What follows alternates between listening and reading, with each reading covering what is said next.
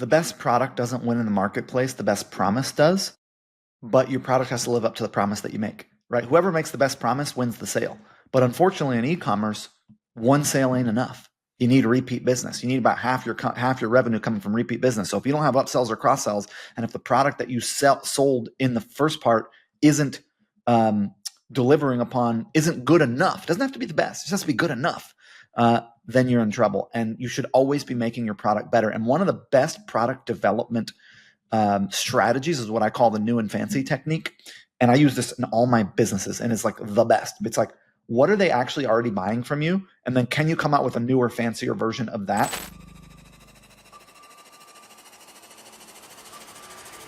Welcome to the Ecomm Breakthrough Podcast. Are you ready to unlock the full potential and growth in your business? You've already crossed 7 figures in sales, but the challenge is knowing how to take your business to the next level.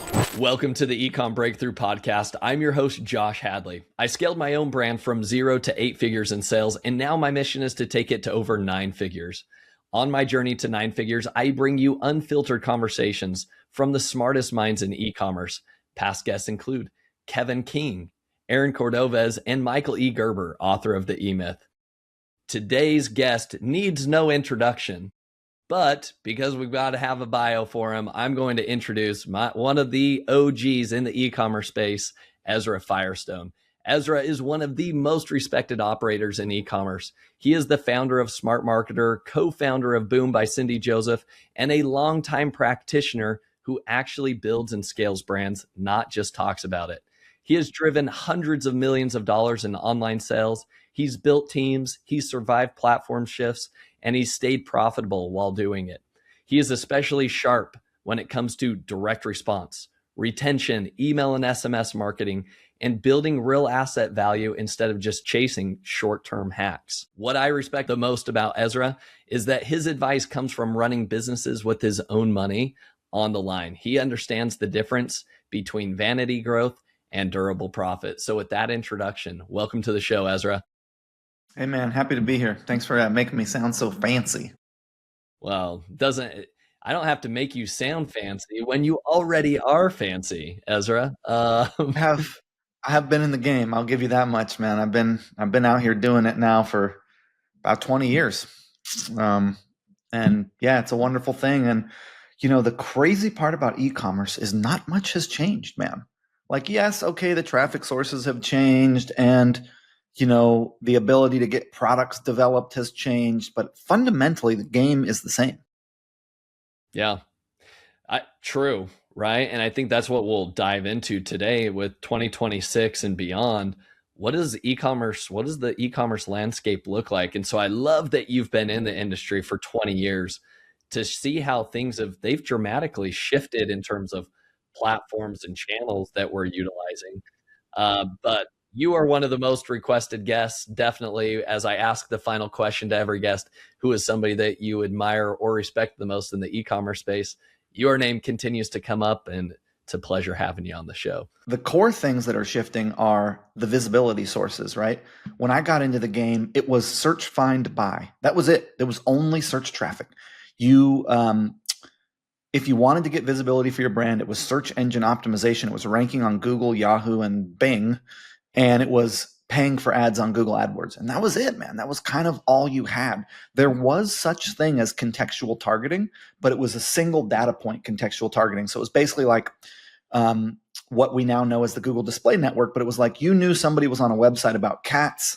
That's all you knew about them. So you could serve an ad about cats.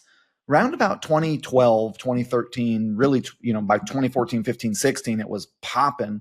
Came this thing called multi-data point contextual targeting, which Facebook really pioneered, and then Google obviously adopted, and other brands, where it was like all of a sudden you had more than one data point on somebody. You knew how old they were. You knew what gender they were. You knew what they had purchased recently. You knew what they were interested in. And multi-data point contextual targeting gave rise to brands that didn't have a ton of search volume. Like my biggest success that I built myself is a brand called Boom Beauty. And we were the first pro-age cosmetic line, right? Like everyone was anti-age, anti-wrinkle. And we came out with a different idea about how to speak to that consumer and a different sort of viewpoint on what aging is, but nobody was searching for it. So until multi-data point contextual targeting, there was no way for us to break through. And so then you had all these platforms. You had Pinterest. You had, of course, you still had search, find, buy, right? Amazon rose in that time frame as well. I mean, 2013, I started an Amazon business in 2013 that I still run today. It's an 8-figure Amazon brand. So it's like search, find, buy is doing fine. It's a great business model, but contextual targeting really sort of elevated paid advertising and the ability to scale brands. What we have in 26 coming is a new kind of what I believe a new visibility model for brands, which is not ranking in LLMs, because LLMs are like, ChatGPT, Perplexity, right? Like AI, humans engaging with AI as a way to get information, not just social media and being served videos and watching their friends and following people that they're inspired by and their algorithmic feeds, and not just searching for things, but actually engaging in conversation that is unique to them, where this sort of like machine learning, people call it AI, but it's not AI, it's machine learning. It's a machine learning algorithm that is processing a bunch of data and then cross-referencing that and then delivering information based on that. But basically, what's interesting about this is each individual user will have a super even more, because you have a curated feed now on your social platforms, right? Facebook and Instagram and YouTube and TikTok and any of these platforms that you engage with, they're tracking everything that you do. And what they're trying to do is keep you on their platform, because the interesting thing about capitalism right now is whoever has the attention wins. So what these algorithms have figured out is that if they can piss you off and scare you, they can keep you on the platform. And so that's kind of like a lot of what's out there is designed to get you mad or freak you out, because that's what keeps you engaged. And or it's designed to, like when I go on my Instagram, it's like jujitsu, weightlifting, Hawaii, surfing, bonsai trees, sumo wrestling. It's like they know that is the shit that I am interested in.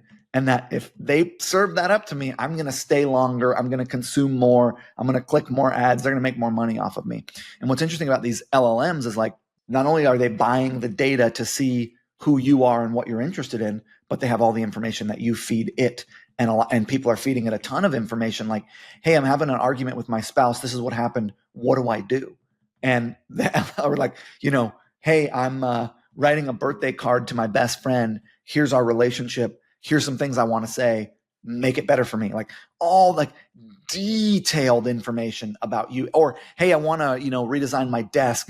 I do this job. Here's the things I need. This is what I'm most interested in. I've checked out these products. What do you think is best? Like, give me an idea, for a whole desk setup. Like it's got all this information. And I think really what makes this awesome for brands is they're going to open up advertising.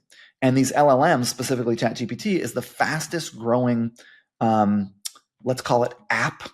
It's kind of like more than an app, but let's just call it an app for now, ever in the history of the internet.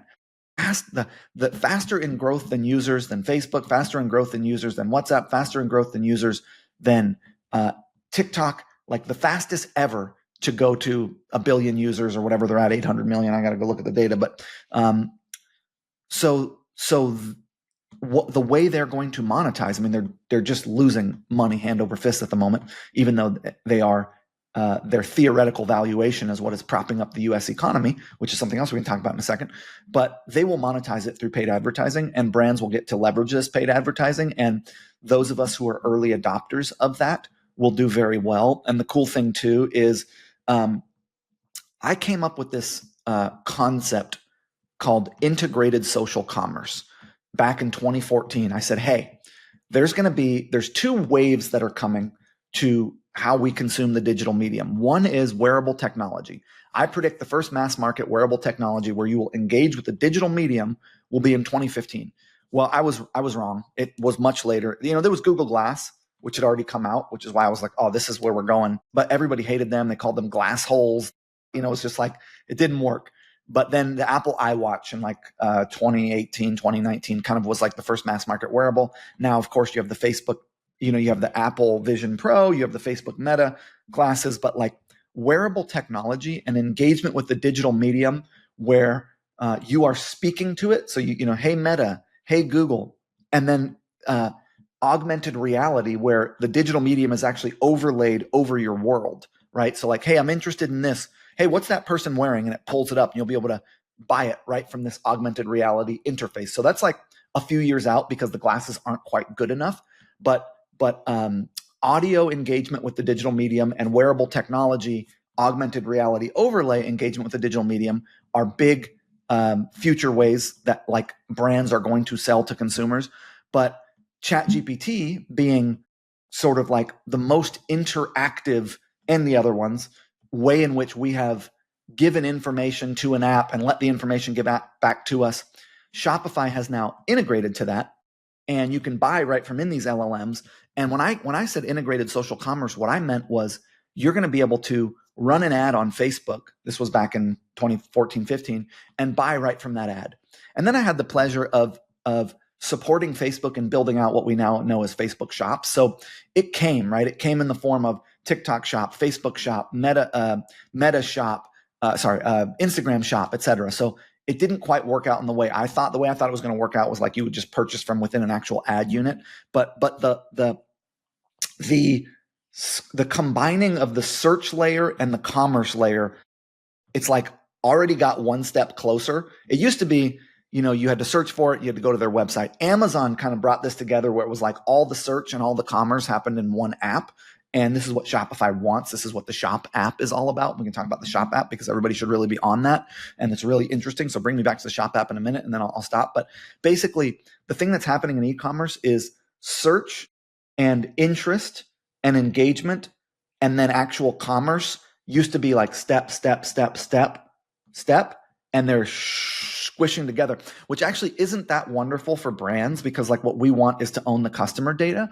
And as the commerce layer and the interest layer get closer and closer together, we own less and less of that data, right? You don't own any of the data on Amazon. You're not, and the more that the commerce happens not on your site, the less data you're going to own. The more that the person processing the data, which is Shopify, which is a whole big thing, is going to own. But it's a really interesting thing because basically it means that our sales funnels are going to change a little bit. And what's going to be most useful to brands is actually going to be content and storytelling and then quality of product, and less so, your website's kind of going away in a sense, right? It's like the website will be right now probably 60 to 80% of well, actually, if you give a normal brand, it's probably 60% of their traffic, their sales are happening on their website, with 40% happening on Amazon when you're at scale, because Amazon's kind of 40 to 50% of all commerce at this point. They're eating up commerce. So of the 60% of your sales that are happening on your website, of your total sales, let's call it 10% are happening on social shops if you're really scaled, if you're on Facebook Shop, Instagram Shop, TikTok Shop, Shop app. But it's, for most brands, it's probably more like 3 to 5%. That number is going to grow, and it's going to grow considerably. And so optimizing all the different areas where people are, the ChatGPT commerce layer and ads, the Instagram and Facebook commerce layer and ads, all that stuff is going to be more and more of a thing, to the point where your actual website's going to diminish over the next 10 years in the amount of volume. It'll still have a website, but it won't be getting the kind of engagement it gets now.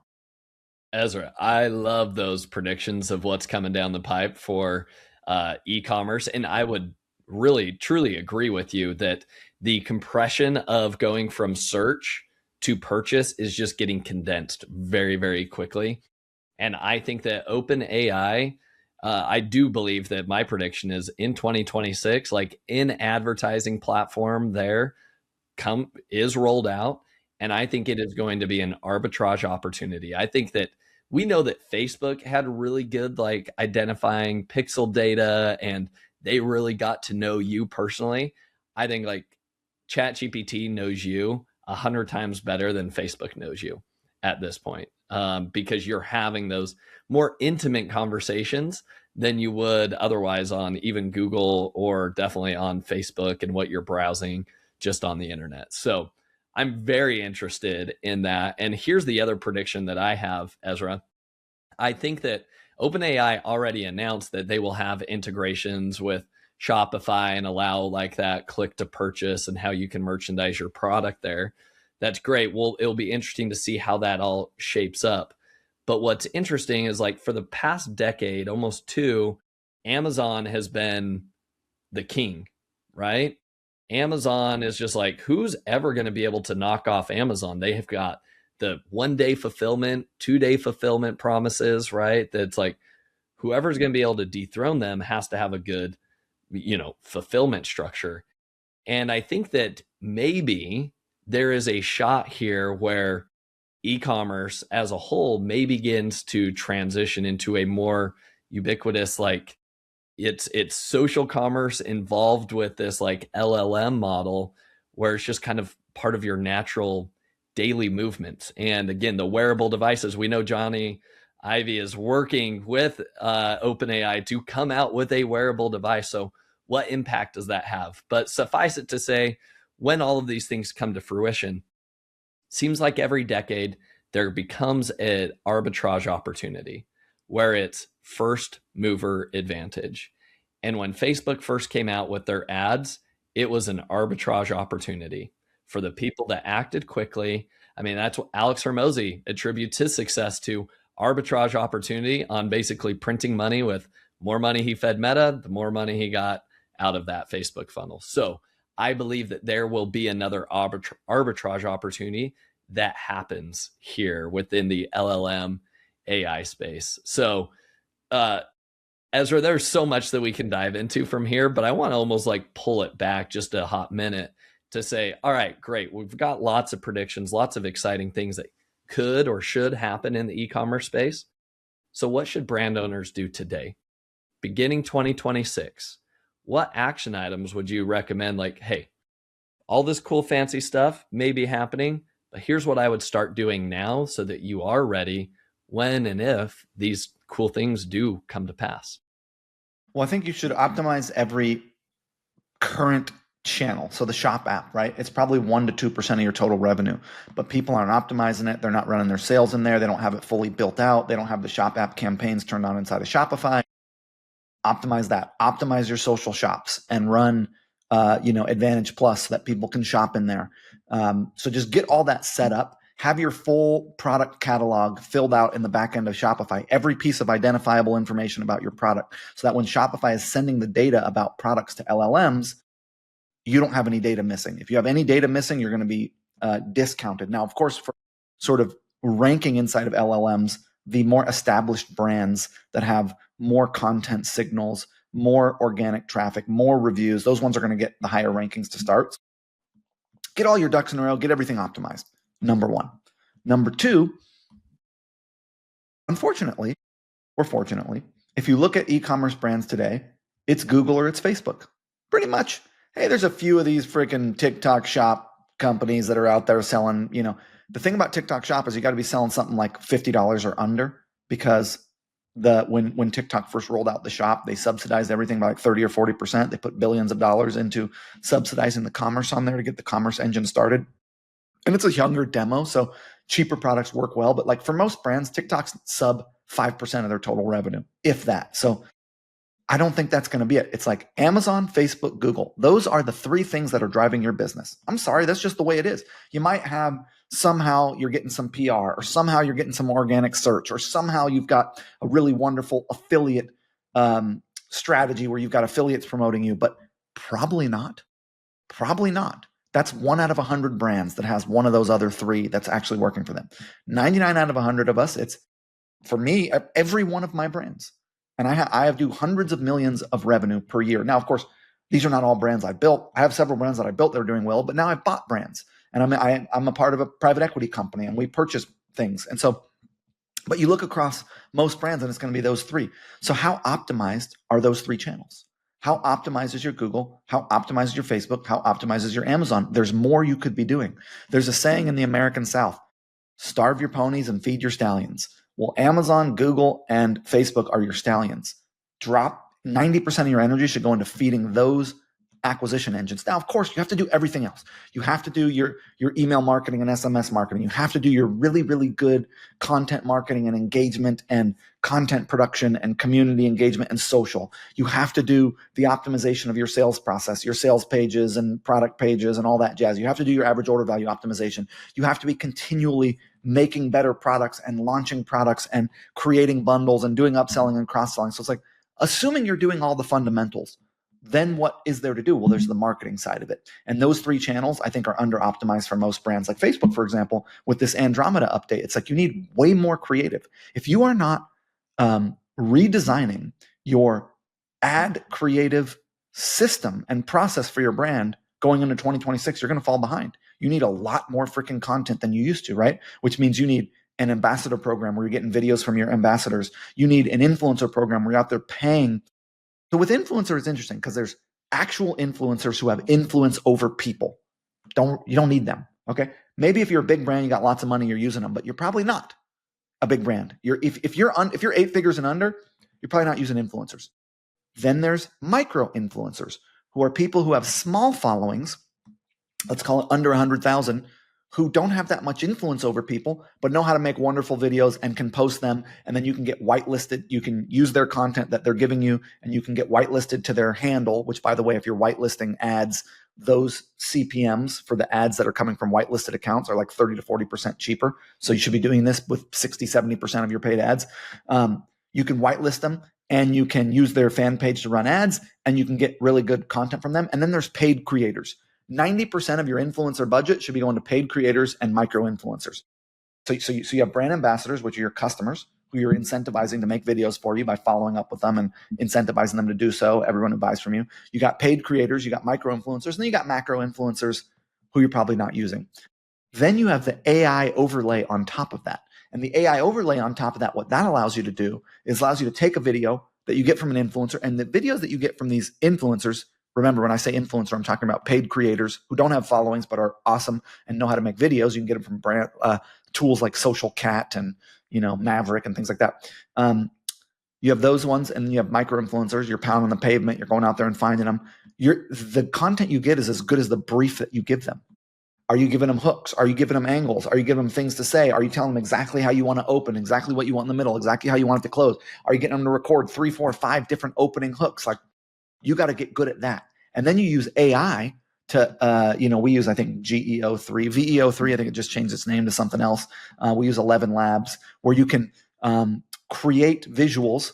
Like for example, you can have them, I have them now do like just their face, and then we'll do visuals in the back via AI.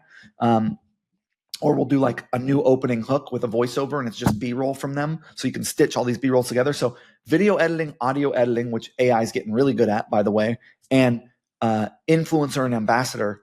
And then, of course, your own in-house production. I have my team making videos now. My team's like recording videos, talking about our products and stuff like that. So the key thing with paid social, which is what probably is driving most of your followers' brands, is the sheer volume that is needed is way more than it used to be. It used to be that, paid advertising on social was about like interest targeting and campaign structure and things like that. And it's like creative was an element, and now creative is probably 90% of the ball game. And so you have to get, if I was doing one thing as a brand, I'd be overhauling my creative production system in order to be able to compete for paid ads. And then I'd also be doubling and tripling and quadrupling down on Amazon, optimizing all my listings, going out and getting reviews, launching new product, running ads, doing Amazon creator network, getting videos out there, Amazon Vine, which you can only do once you launch a product, but I'd be really heavily investing in Amazon. I love it. I think one of the cool things as you do that, Ezra, especially as you're working with like those affiliates or micro influencers, you're also sending really good signals out there, especially if somebody's posting onto YouTube or even onto Facebook, right? Yeah. Guess what? Like the LLMs are crawling YouTube. So if it's mentioning your brand name and you're getting a lot of volume out there, guess what? Like that is helping you stage yourself for the future. Wherever these LLMs take us, like you're now putting content out into the world. I truly do believe, this is my prediction, the people that are just about arbitraging the clicks and the keywords, I think those businesses really struggle over the next 3 to 5 years. That's essentially what everybody built their business on in Amazon when they did the what was it? The $1 million, like, I can't remember the name of the big company. Amazing Selling Machine. Amazing Selling Machine. I couldn't forget that. It's very obvious. With Amazing Selling Machine, it was find a spatula, put your brand name on it, look and see there's just not many listings on here. Look how cheap the ads are. And ads weren't even a thing then at the time either. But it was just like, you could just find keyword volume, find underserved audiences, and you arbitraged existing demand that was already there. I think what this is going to do, we're now going into a much more competitive space where long gone are the easy arbitrage of just demand capture, and it's all about demand generation.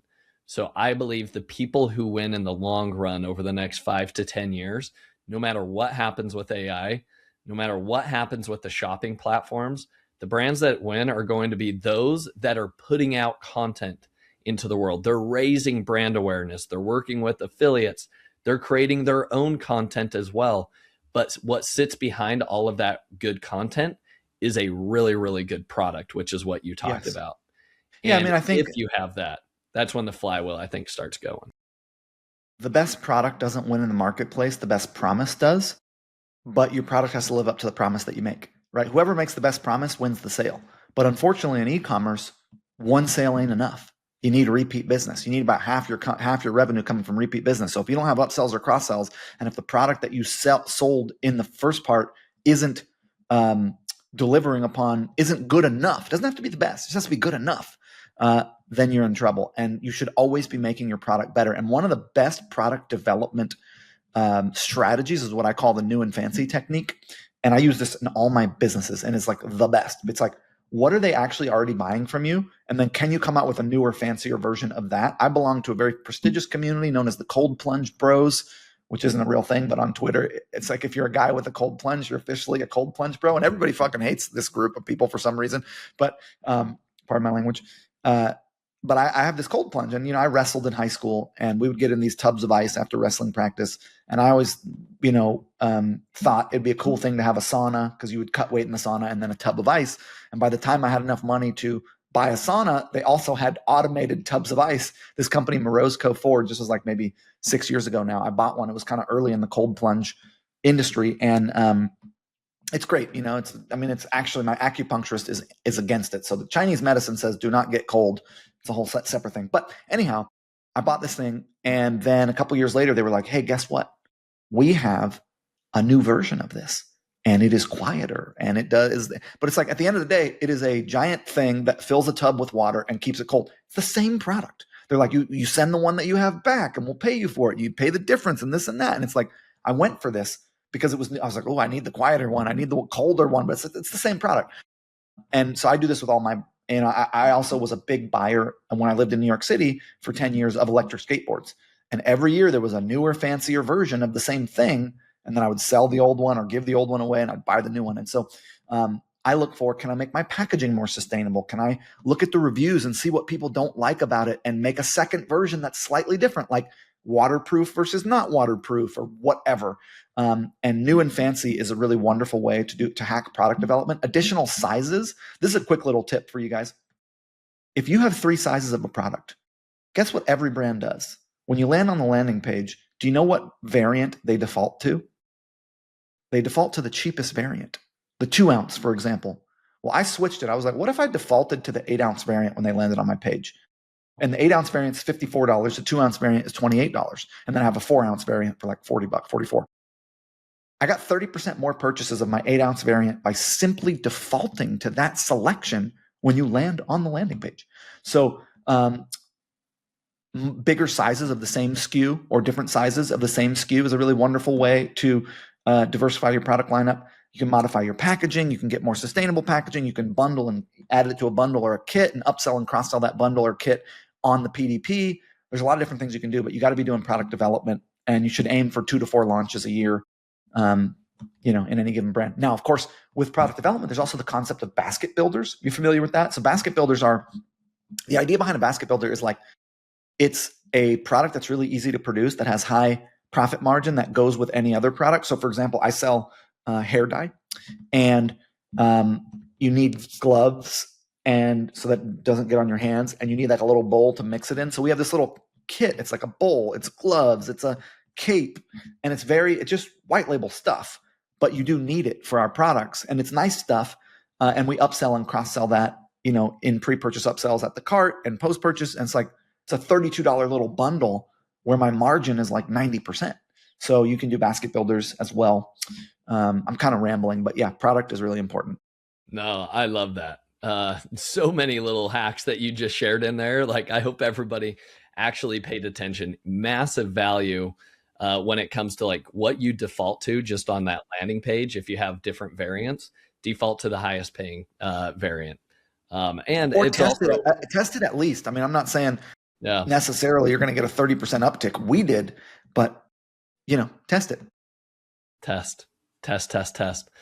I love those strategies. So, Ezra, as we begin to wrap things up, here are the 3 action items that I've noted so far. You let me know if I'm missing something and how our brand owners can apply these into their business to start this next year off on the right foot. So, number 1, piggybacking off of our most recent conversation, which is it's all about new product development. Here's what I think most brand owners kind of get complacent in, to be honest with you. They think, especially if they launch their brand on Amazon, it is well, I launched my product and now I got it ranked well, and now it's just going to sit there and I'm going to chill on the beach and just ride off into the sunset because I'm ranked. However, the best businesses to look at is go look at the Apples of the world. Go look at the big legacy auto manufacturers of the world. What do they do every year? They come out with new versions of their product. Product development and product R&D is the lifeblood of Apple. Even though has the iPhone really changed that much over the past decade? Debatable, right? But even the auto manufacturers, has the car really changed from the 2025 to 2026 version? Debatable, right? But what are those things that you could do, the added bells and whistles? They continue to come out with new products. And they are willing to venture into completely new territories, even the EV of vehicles or the hybrids, right? You see them branching out. So I think a core pillar of any brand owner strategy is you have existing products that you need to continue to refresh.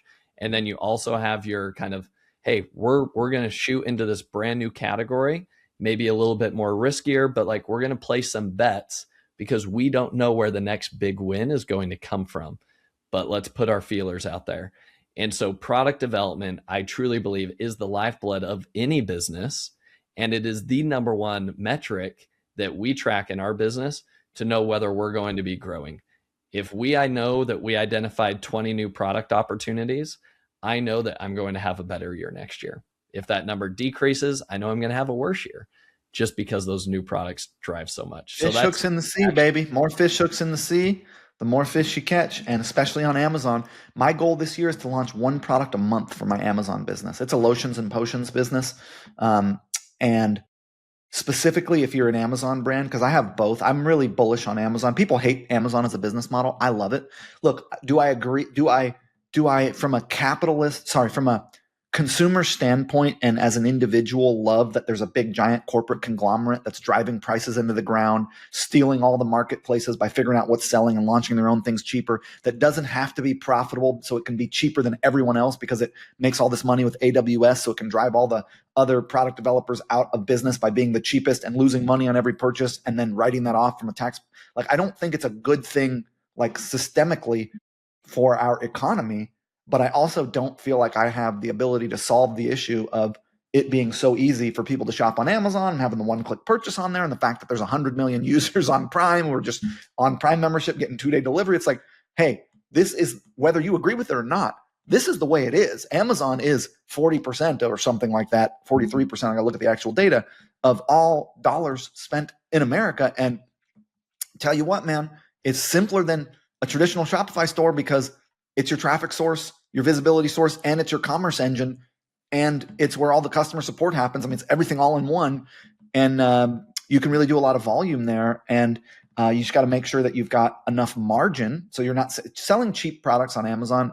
Very difficult. I have a company, I sell soap on Amazon, and it's a small company. I bought it about 1.5 years, maybe 2 years ago for 50 grand. I think we're doing, I don't know, $500,000 a year in revenue now. It was doing about 50 when I bought it. So I've nexted it in 2 years. But it's like, each bar of soap is $9. One thing I did was I started selling 2-packs, at 16. So I took my average order value from 9 to 16.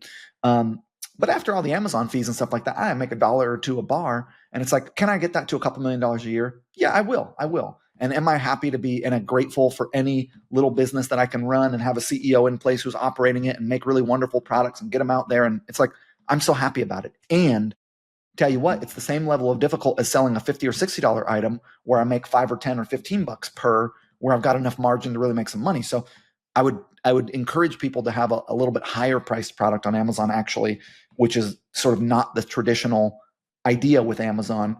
But it's what I found. Sorry, I don't know. I interrupted you. No, I love that. Fantastic tangent, and totally agree with getting products up there on Amazon. It's a big miss, especially if you're running Facebook ads. You're losing out on arguably at least 30 to 40% of sales of people just going straight to Amazon after they see your Facebook ad and buying some other brand's product. So if you're not on Amazon, get on Amazon. Action item number 2 that I have is focus on your content strategy. If you don't have one, get one. Whether that be you're putting out your own content, easier said than done, or theoretically getting yourself an affiliate army or an influencer army that is going out there, that is posting about your product, talking about your product, building out content and long tail keywords for those LLMs to actually know who you are. Because if you're just hiding behind Amazon and Amazon alone, I would argue you get smoked in the next 5 years if you're not doing anything else than just arbitraging what's existing on Amazon. My third and final action item here is focus on the big 3. We talked about, hey, that, you could find niche marketplaces, right? You could find the next up and coming thing, but really at the end of the day, where more money is going to be spent and where most of the e-commerce is going to happen is Google, Facebook, and Amazon. So have dedicated strategies for each of those 3 channels and then optimize them.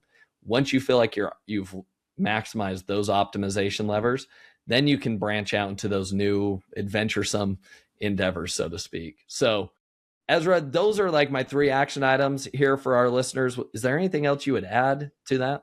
Yeah, I mean, I think the content thing is even more so about keeping your consumers engaged, so that when you do run sales, they're sort of excited to hear from you, and you're not just sending sale emails every month. You're sending like at least one piece of content a week, and then cross-posting all your influencer and ambassador content over to YouTube Shorts, all the different social channels, so you can get those signals so that you can be relevant for LLMs. I think the LLM traffic to brands is actually not going to be huge in 2026 until ads. I think ads, yes. I think just organic, it's going to go to the big brands and not going to filter down to us littler guys probably to start. I think over time, we'll start to understand what they're calling GEO, which is basically the organic rankings within these, AI apps. And I think over the next couple of years, it'll become a much more important part of the traffic mix for small brands. And then I don't know if you mentioned this, but obviously overhauling your creative infrastructure so that you're able to produce a lot more ad concepts and not just videos, image ads and GIF ads as well. Yeah, totally agree. Facebook needs more ads. TikTok needs more ad volume. More volume is the game. Ezra, as we wrap things up here, 3 final questions. Number 1, what's been the most influential book that you've read and why? I like Stone Soup, which is a children's book about some Revolutionary War cats who come into a town and don't have anything, and they put a pot of water on in the center of town and throw some stones in it, and someone walks by and is like, "What are you guys doing?" "Oh, we're making soup for the town, man." "Oh, great, I'll bring by some carrots."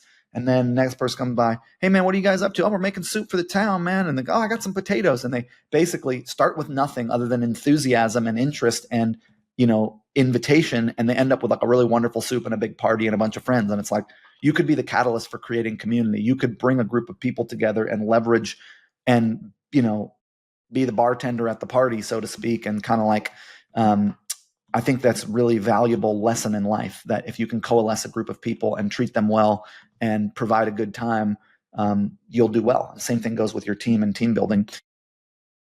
I love that. That's a fantastic book recommendation. First time I've heard it, but I love the principle that you just shared there. I think it's like a book from 50 years ago. I'm going to have to look up when it was published. I don't know if they even read it anymore.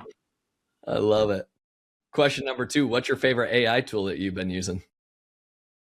I mean, probably just GPT. My team uses a bunch of different stuff. I'm not actually in the weeds of executing pretty much anything these days, but I know we're using a grip of AI tools in our content production. Like I was saying, I think the main video one was VEO3, which I think the name just changed. We're using 11 Labs, all the standard ones that you would know about. But for my own personal use, what I use mostly is ChatGPT, and I mostly use it for writing support. That's kind of I'm not, like I was telling you before, I'm now navigating the ship. I'm not driving the car. I'm no longer doing anything other than thinking strategically and supporting my different teams and being, kind of holding things together and working with folks and giving feedback. So I don't do a lot of production, if you will. So I'm not actually engaging with that many tools. Love it. Love it. Final question. Who's somebody that you admire or respect the most in the e-commerce space that other people should be following, and why? This guy's, so by the way, Stone Soup was written in 1947. And then it was rewritten in 1968 and reissued in 1986 when I was born. So check it out. It's kind of fun.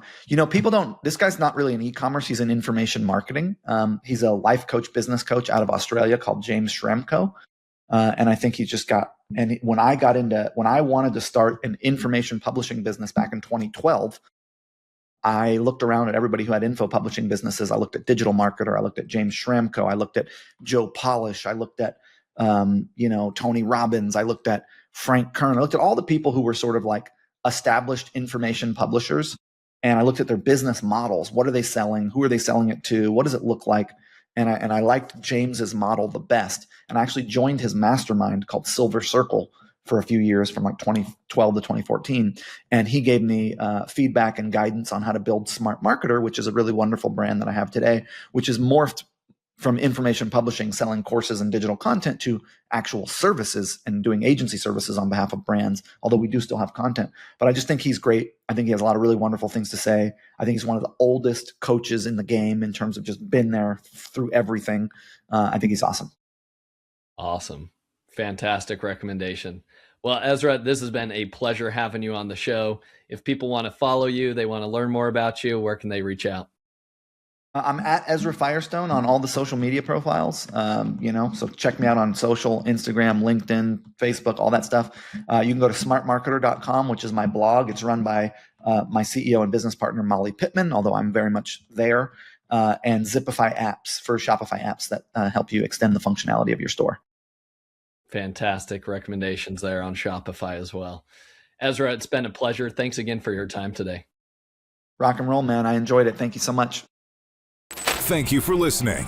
Visit ecombreakthrough.com for more information. If you've enjoyed today's episode, the best way you can show your appreciation is by clicking the subscribe button and quickly leaving a review. See you again next time.